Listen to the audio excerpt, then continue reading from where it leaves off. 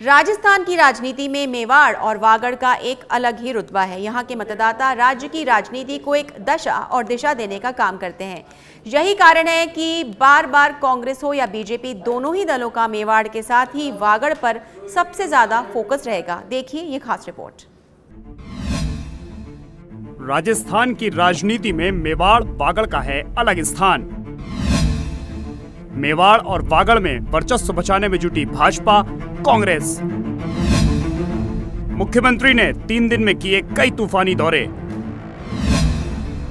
आदिवासियों के बीच पहुंचकर दिया बड़ा संदेश।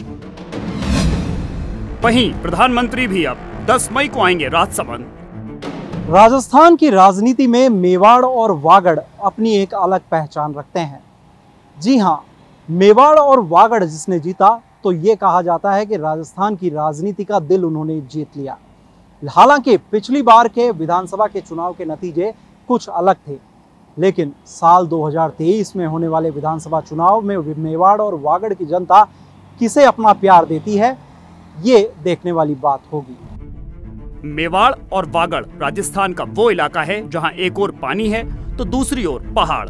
एक ही शहर में कई जगह अच्छी सड़कें हैं तो कई जगह मुश्किल भरे कच्चे रास्ते।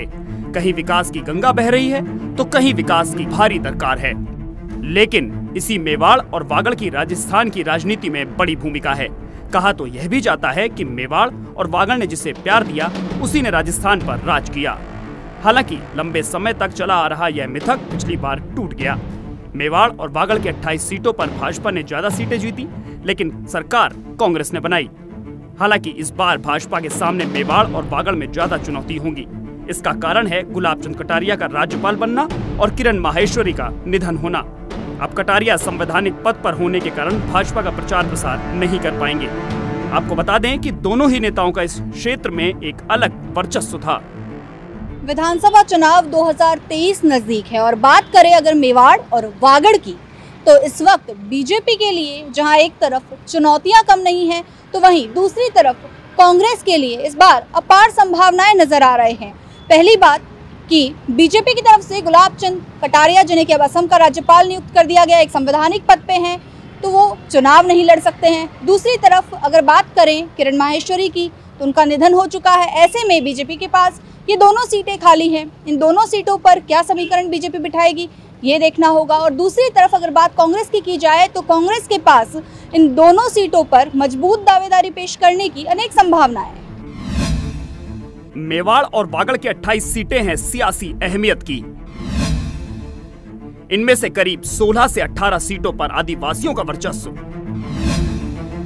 पिछले चुनावों के नतीजे रहे बेहद खास। मेवाड़ में राजसमंद की 2 सीटें कांग्रेस तो 2 भाजपा के खाते में। चित्तौड़गढ़ की 5 में से 2 सीट पर हाथ तो 3 पर खिला था कमल। उदयपुर की 8 में से 6 सीट पर भाजपा तो 2 पर कांग्रेस। इधर प्रतापगढ़ की दोनों सीटें कांग्रेस के खाते में। वागड़ अंचल में बांसवाड़ा की 2 सीट पर बीजेपी, 2 पर कांग्रेस और 1 पर निर्दलीय का कब्जा। डूंगरपुर की 4 सीटों में 1 भाजपा और 1 कांग्रेस के खाते में।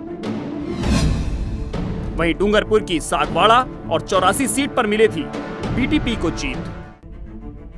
मेवाड़ और वागड़ की राजनीतिक परिस्थितियों को देखते हुए इस बार मुख्यमंत्री अशोक गहलोत ने 3 दिन तक ट्राइबल एरिया में कई दौरे किए। वे दूर दराज के ऐसे गांवों में पहुंचे जहां मुख्यमंत्री का पहुंचना अपने आप में बड़ी बात माना जाता है। यही कारण था कि आदिवासी अंचल में मुख्यमंत्री गहलोत की एक झलक पाने के लिए लोग उमड़ पड़े।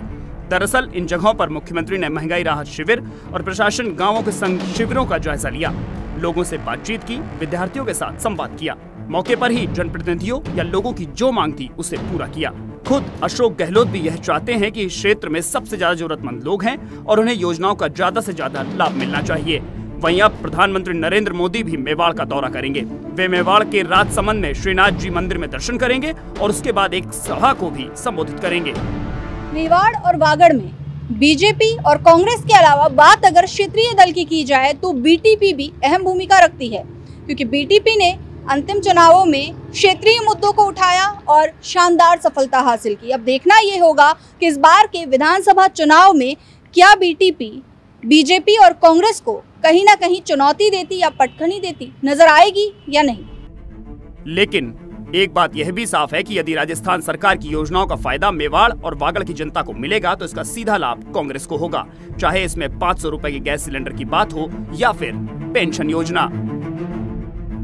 बहरहाल ये तो आने वाला समय बताएगा कि मेवाड़ और वागड़ की जनता इस बार कमल खिलाएगी या फिर एक बार कांग्रेस के हाथ के साथ आगे बढ़ेगी या फिर किसी तीसरे मोर्चे के साथ जाएगी। लेकिन ये स्पष्ट है कि आने वाले समय में होने वाले विधानसभा चुनाव के अंदर मेवाड़ और वागड़ एक बार फिर काफी अहम रोल निभाएगा।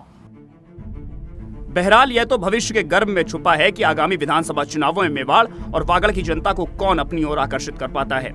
लेकिन यह बात तो स्पष्ट है कि अभी भी इस क्षेत्र में विकास की दरकार है।